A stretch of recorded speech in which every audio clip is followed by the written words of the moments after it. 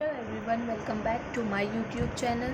तो बेसिकली आपके admit card release हो चुके हैं नीट के। आप जाके चेक करें कि आपके कौन सी सिटी में आपका सेंटर पड़ा है। और ये जो है, ये मैंने जिस टॉपिक पे वीडियो बनाई है वो टॉपिक तो आपको सामने दिख रहा होगा कि last 2 days strategy for NEET 2024।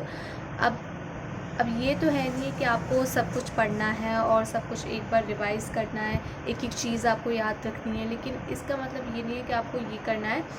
2 days में हम ऐसी कौन सी स्ट्रेटजीज़ फॉलो कर सकते हैं कि हमारा नीट का एग्ज़ाम एकदम आराम से हो, अच्छा हो और बेस्ट दे पाएँ हम।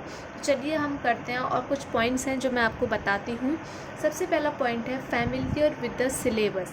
सबसे पहले पॉइंट आता है हमारा फैमिलियर विद सिलेबस। आपको मतलब ये है कि आपने जितना भी जो भी कुछ पढ़ा है, इट इज़ वेरी नेसेसरी कि आपको वो चीज़ आनी चाहिए। बाकी आपने जो नहीं पढ़ा है उसको आप फॉरगेट करिए, आप छोड़ दीजिए उसको, लेकिन जो चीज़ पढ़ा है आप उस चीज़ से बहुत अच्छे से आपको वो चीज़ आती है। अगर आपको कोई भी पूछ लेगा वो क्वेश्चन जो आपने पढ़ा हुआ है तो वो आप बता सकें। तो ये है, सबसे पहले ये आपको ये करना है कि आपको अपने सिलेबस से सबसे पहले फैमिलियर होना है। जितना पढ़ा है वो आपको 110% आपको आना ही चाहिए। नेक्स्ट पॉइंट क्या कहता है हमारा, focus on studying the important topics thoroughly.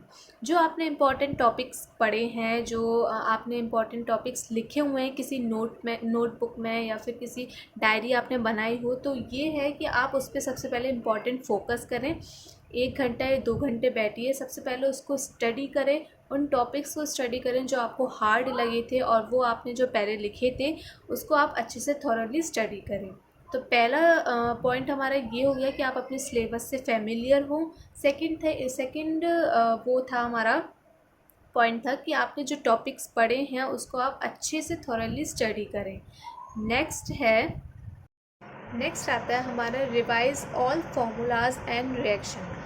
Basically आप जानते हैं कि बायो में भी बहुत कम ही रिएक्शंस होती हैं, लेकिन केमिस्ट्री में और फिज़िक्स में आपको बहुत अच्छे से पता है, फिज़िक्स में फार्मूले काम आते हैं और केमिस्ट्री में रिएक्शंस आती हैं। तो ये है कि सबसे पहले आप अपने फार्मूलेज और रिएक्शन जो भी हैं उन सबको रिवाइज़ करें, जो आपने जितने भी सिलेबस में आपको पढ़ा है।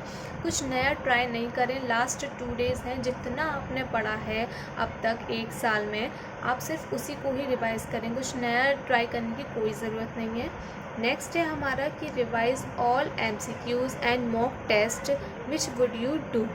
सारे के सारे आपको MCQs रिवाइज़ करना है, और जो आपने मॉक टेस्ट दिए हैं, जो क्वेश्चंस हैं, उनको आप एक बार देख लीजिए। तो ये है आपका स्ट्रेटजी। नेक्स्ट और लास्ट पॉइंट हमारा क्या कह रहा है कि get organised, eat healthy, stay hydrated and get enough sleep. तो ये है कि आप सबसे पहले ऑर्गेनाइज्ड रहिए। जो आपने पढ़ा है आपको अपने ऊपर कॉन्फिडेंस होना चाहिए कि ये जो मैंने चीज़ पढ़ी है, ये जो मैंने सिलेबस पढ़ा है, जो मैंने सारे इंपॉर्टेंट टॉपिक, सारे इंपॉर्टेंट फार्मूलाज पढ़े हैं, वो मुझे अच्छे से आए हैं।